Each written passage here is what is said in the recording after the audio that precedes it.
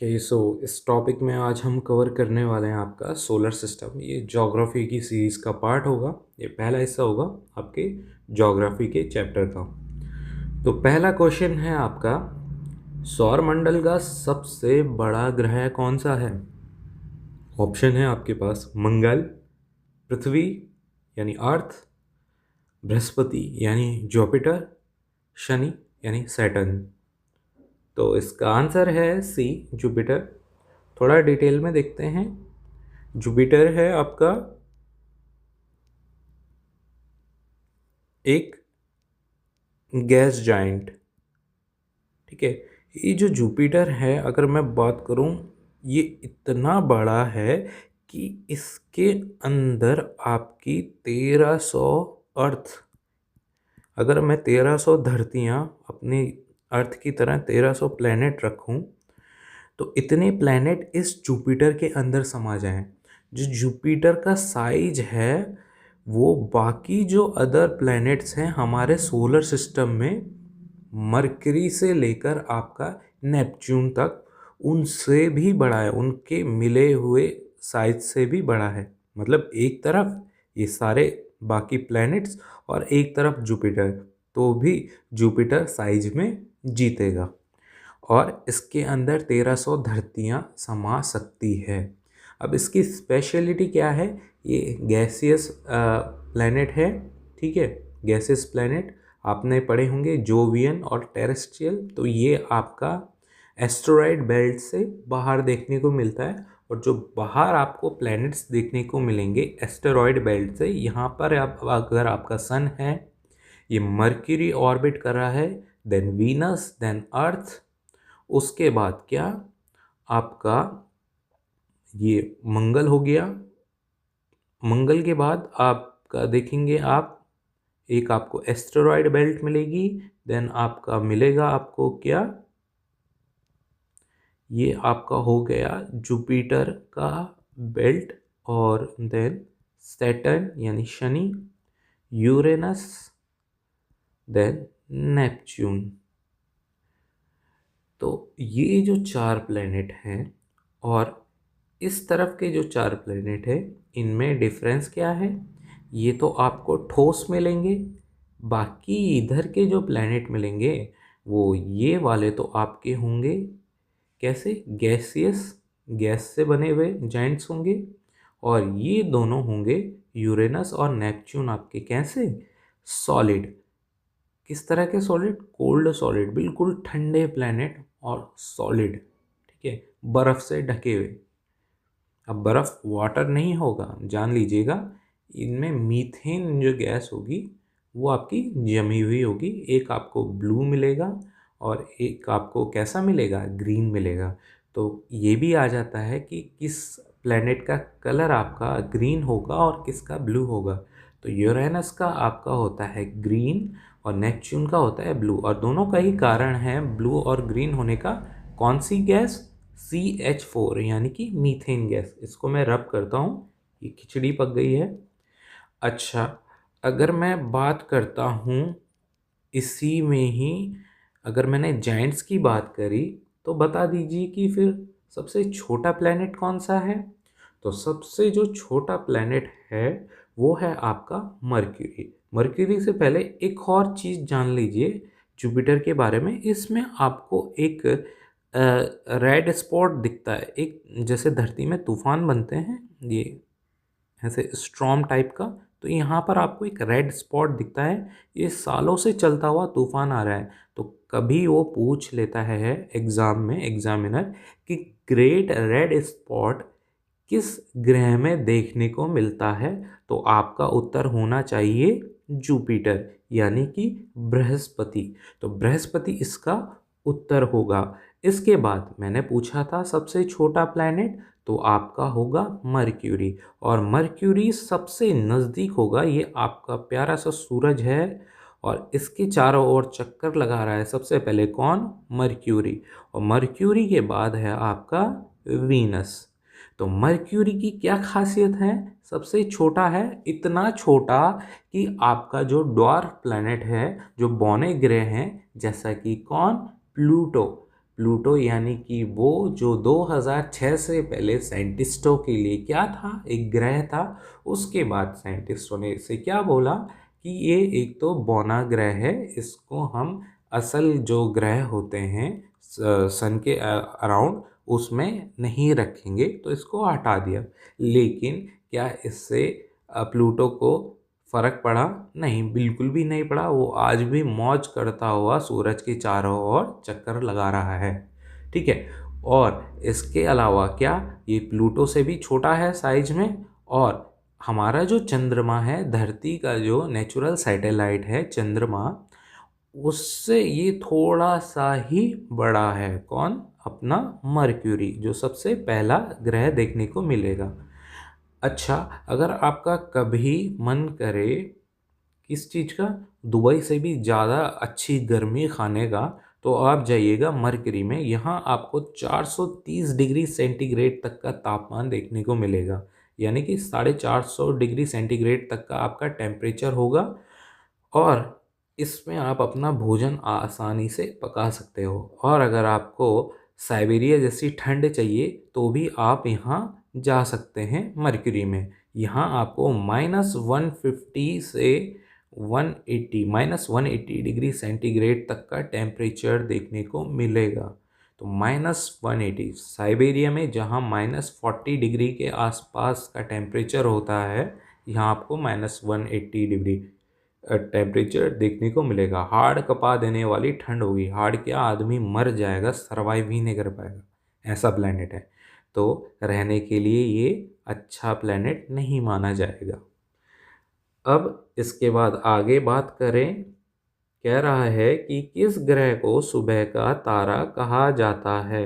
तो सुबह का तारा आपके पास ऑप्शन है: बुध, मर्क्यूरी यानी मर्क्यूरी, शुक्र यानी वीनस, मंगल यानी मार्स, शनि यानी सैटर्न। तो आप बताइए, ऑप्शन तो दिख ही रहा है, ये उत्तर दिख रहा है आपको छोटा सा, शुक्र। जी हाँ, तो शुक्र। तो वीनस जो दूसरे नंबर का जो प्लैनेट आएगा आपका सन के अराउंड जो रिवॉल्व करेगा, वो है आपका वीनस। तो वीनस की एक खास बात क्या देखेंगे आप, कि ये सबसे हॉटेस्ट प्लैनेट है। हॉटेस्ट यानी सबसे गर्म। तो सबसे गर्म प्लैनेट वीनस है। ऐसा क्यों?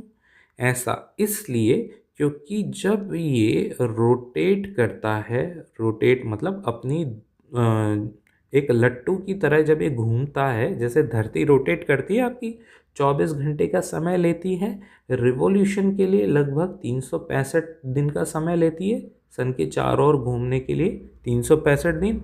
और अपनी धुरी पर या रोटेट करने के लिए 24 घंटा लेती है। वीनस बहुत ज़्यादा समय लेता है, लगभग 243 दिन का ये समय लेता है। जो हमारी धरती 24 घंटे में काम करती है, ये 243 दिन लेगा।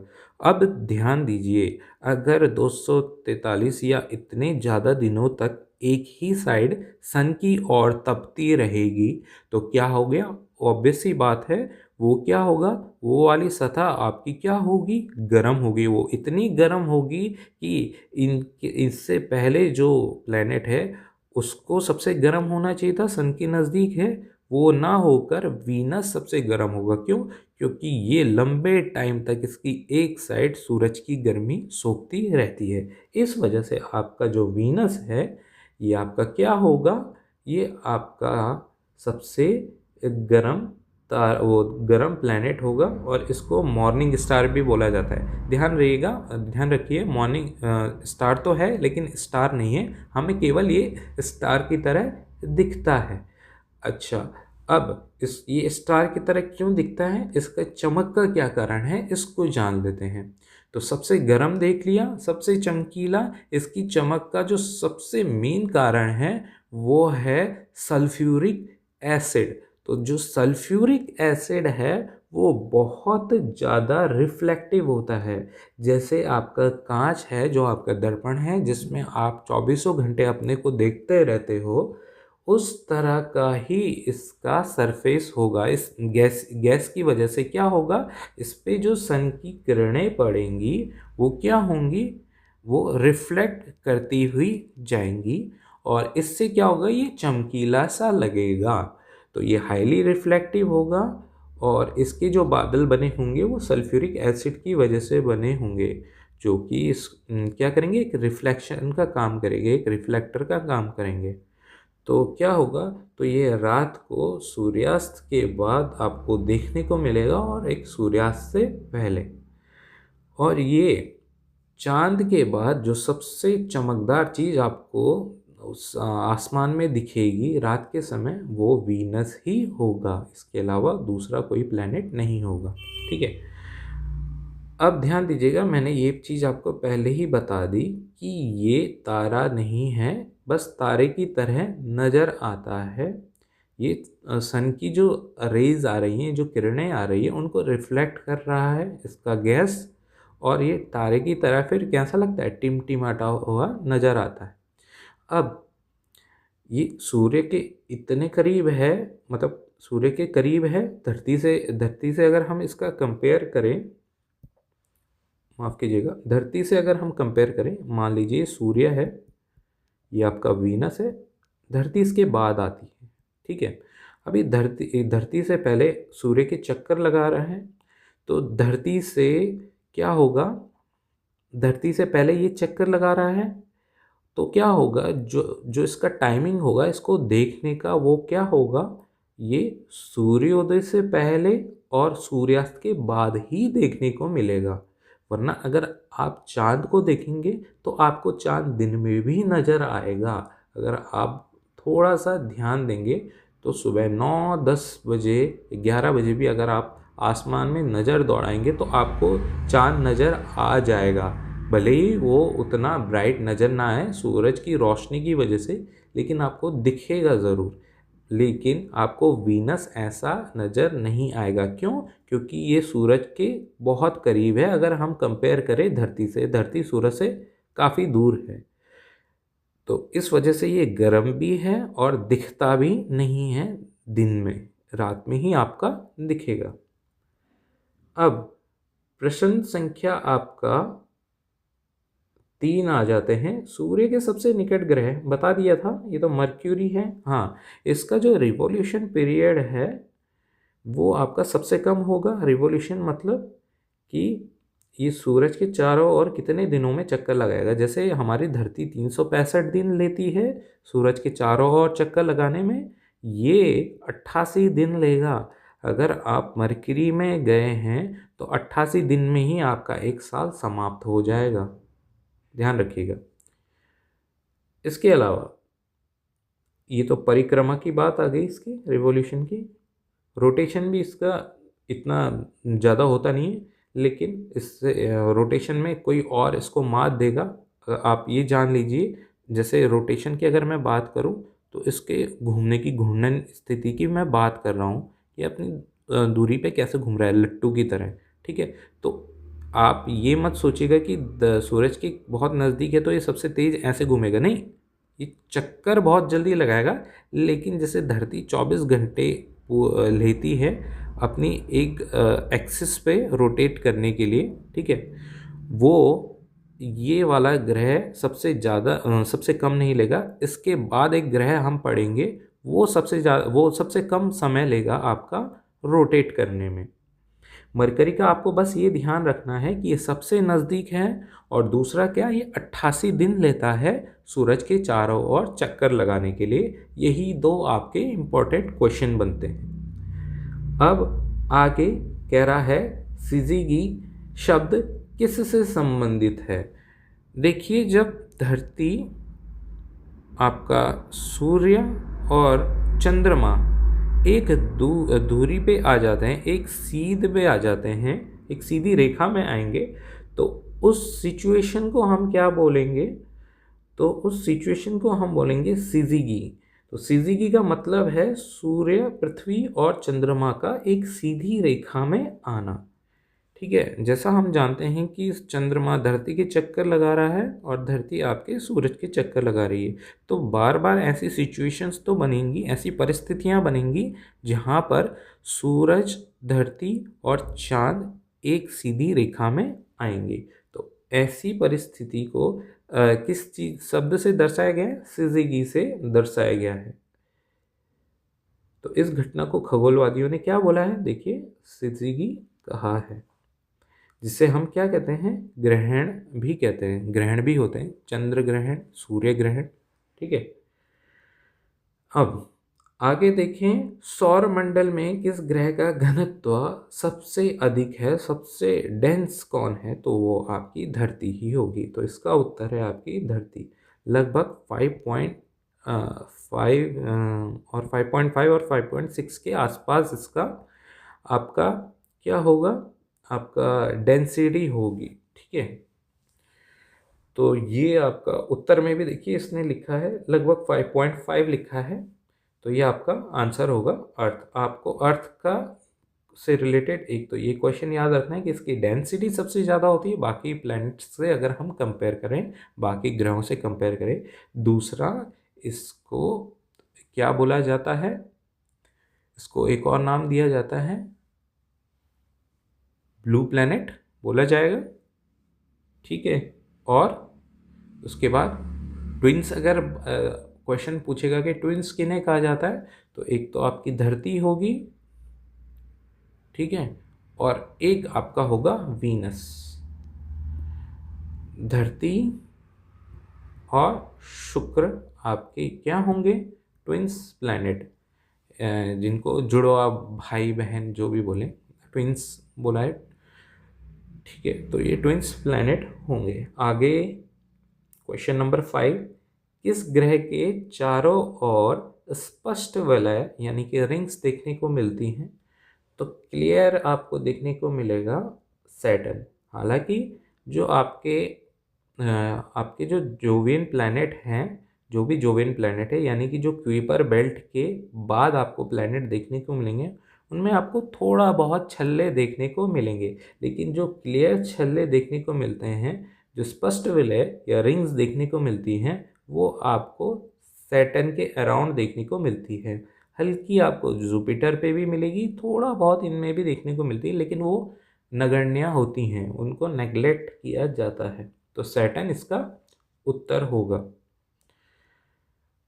अच्छा, सैटर्न की भी बात आप देख लीजिएगा। ये आपका क्या होगा? ये आपका गैसियस जायंट होगा, यानी कि ये गैस से बना हुआ होगा। क्या ये पूरा गैस से बना होगा? नहीं, जो इसका कोर होगा वो ठोस होगा, लेकिन इसके चारों ओर गैस इतनी ज़्यादा होगी कि ये बहुत बड़ा नज़र आएगा। ऐसे जुपिटर है, जुपिटर का कोर जो होगा वो ठोस होगा, लेकिन इसके चारों ओर गैस बहुत ज़्यादा नज़र आएगी। वहीं अगर हम अंदर के प्लैनेट्स की बात करें, जैसे धरती हो गया, मतलब अर्थ हो गई, मंगल हो गया, शुक्र हो गया या बुध हो गए, तो ये कुछ ऐसे नज़र आएंगे। ठीक है, मैं धरती की बात कर रहा हूँ, और इनके अराउंड, धरती के अराउंड हल्का सा आपको एटमॉस्फेयर देखने को मिलेगा, जहाँ आपको थोड़ा बहुत गैसेस देखने को मिलेगी।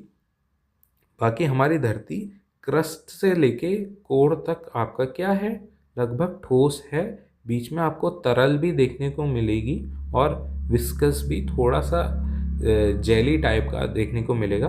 बाकी आपका कोर में तो ये ठोस है, इसकी क्रस्ट भी आपको ठोस देखने को मिलेगी। आगे बढ़ते हैं। आगे क्वेश्चन है, सौर मंडल का सबसे छोटा ग्रह कौन सा है? तो बुध आपका सबसे छोटा ग्रह है। यहाँ पर देखिए, ये प्लूटो के बारे में कह रहा है। 2006 में प्लूटो को बौना ग्रह घोषित किए जाने के बाद बुध यानी मरकरी अब सौर मंडल का सबसे छोटा ग्रह माना जाता है। फिर अगला क्वेश्चन कह रहा है, वह कौन सा एकमात्र ग्रह है जो पूर्व से पश्चिम की ओर घूमता है? तो पूर्व से पश्चिम की ओर आपके एक तो वीनस घूमेगा, और एक घूमेगा आपका यूरेनस। यूरेनस आपका कौन सा ग्रह है? 7वां ग्रह होगा आपका। शनि के बाद आपको जो ग्रह देखने को मिलता है हरे रंग का, वो आपका यूरेनस होगा। ये दोनों ऐसे होते हैं कि इनका जो घूमने का तरीका होता है वो पश्चिम से पूर्व की ओर होता है। ठीक। तो यहाँ पर पश्चिम से पूर्व की ओर घूमेंगी, बाकी सॉरी, पूर्व से पश्चिम की ओर घूमेंगी। बाकी जो प्लैनेट्स होंगे वो पश्चिम से पूर्व की ओर घूमेंगे। ध्यान रखिएगा, धरती भी पश्चिम से पूर्व की ओर घूमेगा। ठीक है, अब देखिए, धरती अगर पश्चिम से पूर्व की ओर घूम रही है, अगर आप खुद को इमेजिन कीजिए, खुद को एक तरह से कल्पना कीजिए कि आप घूम रहे हैं, पश्चिम से उत्तर की ओर रोटेट कर रहे हैं। ठीक है, तो आप कैसे पाएंगे, आप अपने आसपास की ऑब्जेक्ट्स को कैसे देखेंगे? आपको लगेगा जो आपके आसपास जितनी भी वस्तुएं हैं वो आपका पूर्व से पश्चिम की ओर जा रही हैं, जब आप पश्चिम से पूर्व की ओर घूम रहे हैं। अगर मैं खुद को इमेजिन करूं कि मैं अपने को एक लट्टू की तरह घुमा रहा हूं, खुद को एक लट्टू की तरह घूमता हुआ पा रहा हूं, अगर मैं पश्चिम से पूर्व की ओर ऐसे देख रहा हूं, तो मुझे लगेगा कि जो मेरे आसपास की वस्तुएं हैं वो पीछे उल्टी दिशा में जा रही हैं, यानी पूर्व से पश्चिम की ओर। इसी वजह से हमको सूरज पूर्व से उगता हुआ दिखता है और पश्चिम की ओर ढलता हुआ दिखता है, कारण कि धरती पश्चिम से पूर्व की ओर आपका क्या कर रही है, रोटेट कर रही है। धरती के साथ साथ बाकी अन्य जो 6 ग्रह हैं वो भी इसी तरह से रोटेट करेंगे, लेकिन वीनस ऐसा ग्रह है और यूरेनस ऐसा ग्रह है, वीनस यानी कि शुक्र और यूरेनस यानी कि आपका हिंदी में इसे क्या कहें, इनमें बहुत कन्फ्यूजन होती है मेरे को हिंदी नामों में। इसको बोला जाता है आपका अरुण, यू, हाँ अरुण, अरुण, और आपका नेपच्यून, इसको वरुण कहा जाता है। ठीक है, आप कमेंट में बताइएगा क्या मैं इसको सही बता पा रहा हूँ, नेपच्यून को वरुण और इसको अरुण। मेरे हिसाब से तो इसको अरुण ही कहेंगे, आप बताइएगा। आपका इन्वॉल्वमेंट भी होना चाहिए इस पढ़ाई में जो मैं कर रहा हूँ आपके साथ, आपकी स्टडी में आपका सहयोग कर रहा हूँ। तो ऐसा ना हो कि आप बिल्कुल सुस्त रवैया लेके बस वीडियो देख रहे हैं और बाकी नोट्स बना रहे हैं और अपना कुछ भी इन्वॉल्वमेंट नहीं रख रहे हैं। आपका एक्टिविटी भी होना ज़रूरी है इन क्वेश्चंस में। ठीक है, तो इसका हिंदी नाम है अरुण, और वीनस, वीनस नहीं, और नेपच्यून का है वरुण। तो ये दोनों ऐसे प्लेनेट होंगे आपके जो आपके पूर्व से पश्चिम की ओर घूमेंगे।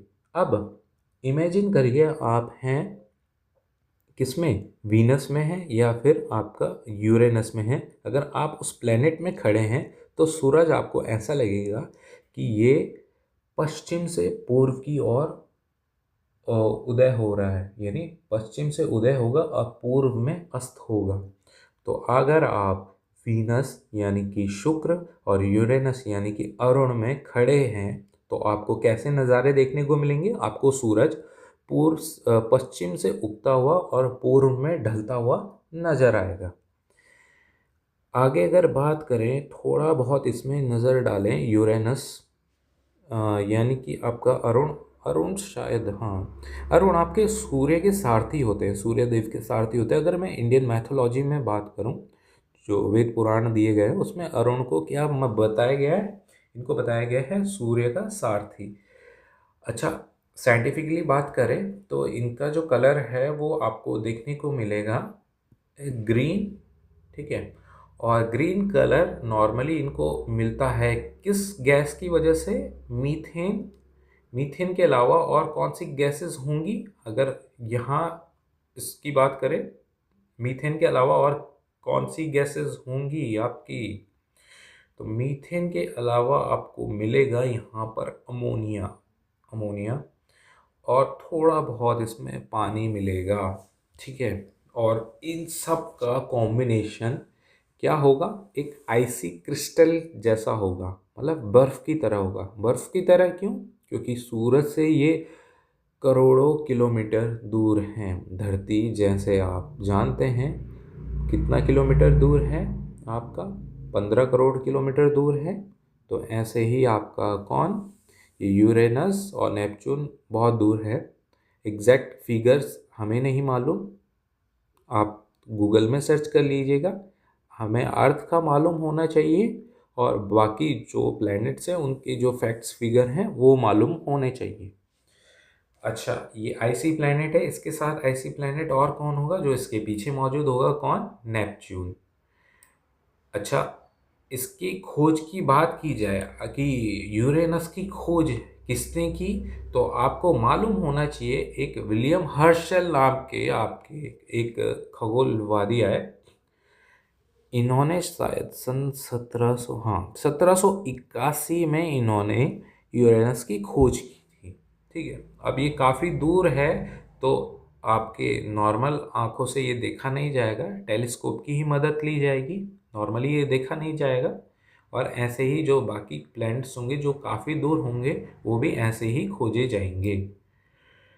अब इसके अलावा अगर आगे बढ़े तो कह रहा है किस ग्रह को लाल ग्रह कहा जाता है, यानी रेड प्लैनेट के नाम से जाना जाता है। तो आपका आंसर होगा मंगल। तो मंगल आपको रेड प्लैनेट जैसा लगेगा या रेड प्लैनेट होगा। ये क्यों होता है? इसको लाल रंग इसमें मौजूद लोहे की वजह से, यानी कि लोहा यानी कि आपका आयरन ऑक्साइड, इसकी वजह से इसको लाल रंग मिलता है।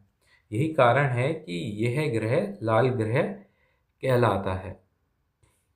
अब इसमें काफ़ी सारे मिशंस भी हुए हैं हाल ही में, वो भी आपके लिए इम्पोर्टेंट होंगे। उनको भी हम करेंट्स में डिस्कस करेंगे जब हम करेंट अफेयर चलाना शुरू करेंगे।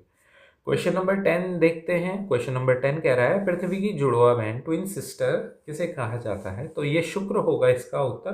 तो ऑप्शन बी आपका शुक्र, इनके बारे में हम पढ़ लिए हैं। अब ये थोड़ा फैसिनेटिंग नहीं लगता, या फिर फैसिनेटिंग नहीं कहूँगा, ये अजीब कहूँगा कि शुक्र तो शुक्राचार्य और धरती यानी पृथ्वी, ये स्त्रीलिंग ये पुल्लिंग, तब भी बहनें बना दिए गए।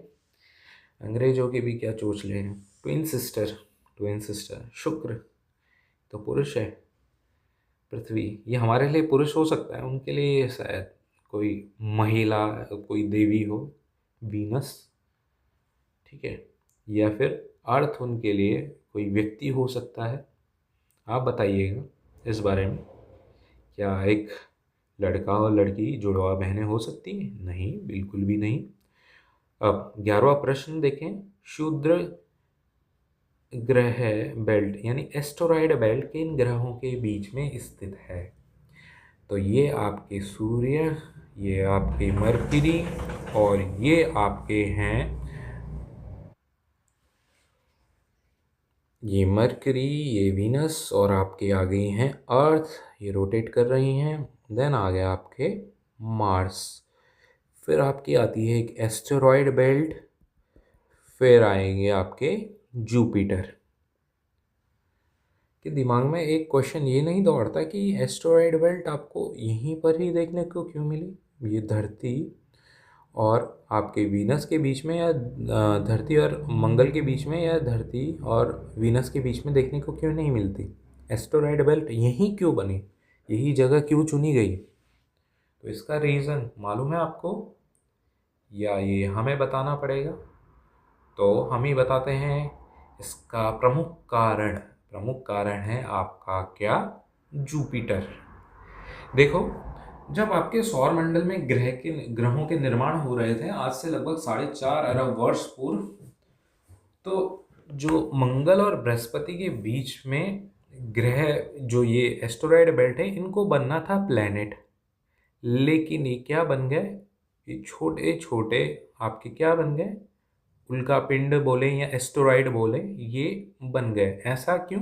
क्योंकि आपका जो जुपिटर है उसका गुरुत्वाकर्षण इतना शक्तिशाली था कि उसने कभी भी अपने आसपास जो डेब्रीज थी या फिर जो कण थे, बचे कुचे जो अवशेष थे, उनको कभी भी एक संगठित होने नहीं दिया, उनको कंडेंस नहीं होने दिया।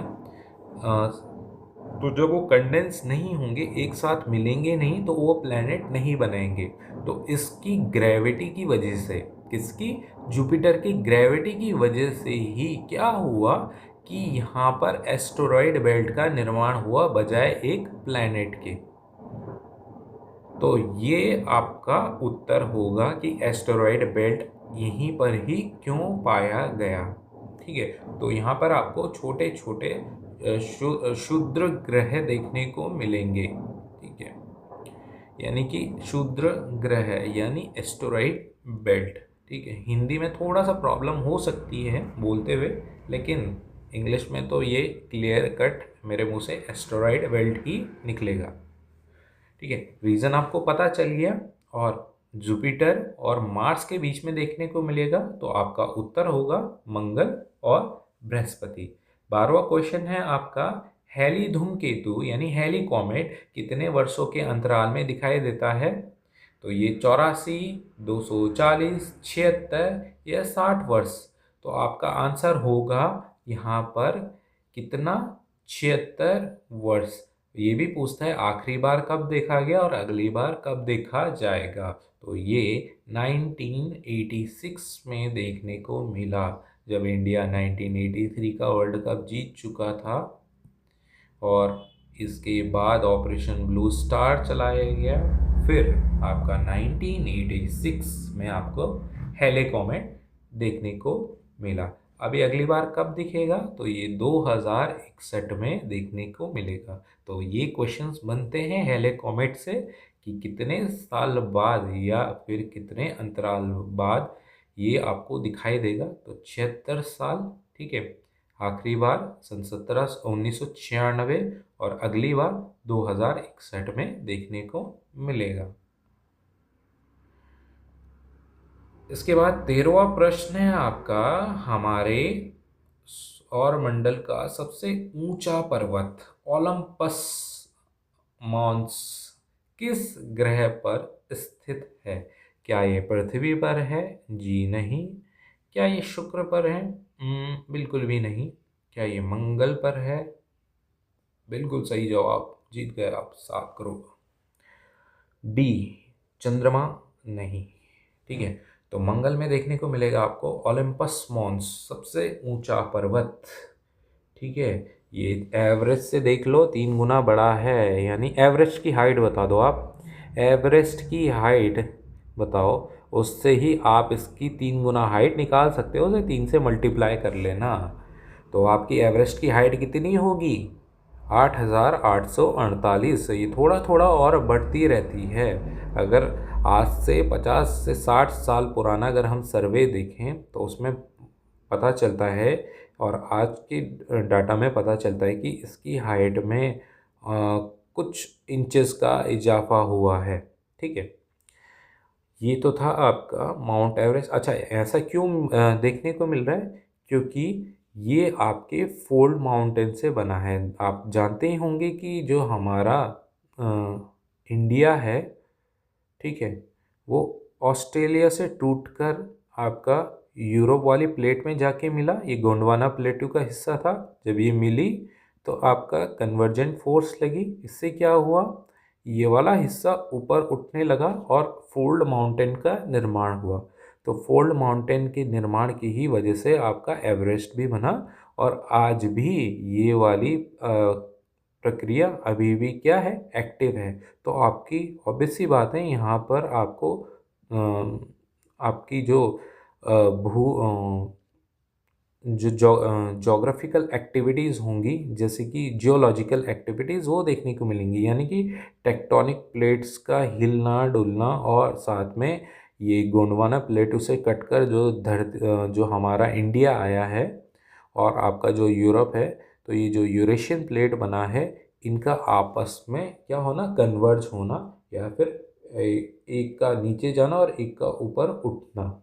इस वाली प्लेट का, जैसे कि ये यूरोप वाली प्लेट आपकी नीचे रहेगी, या ये गोंडवाना प्लेट आपकी ऊपर उठती हुई आपको नज़र आएगी। इससे क्या होगा, यहाँ पर आपके इस तरह से आपके माउंटेन्स क्रिएट होंगे। यहीं पर ही आपको कहीं पर माउंट एवरेस्ट देखने को मिलेगा।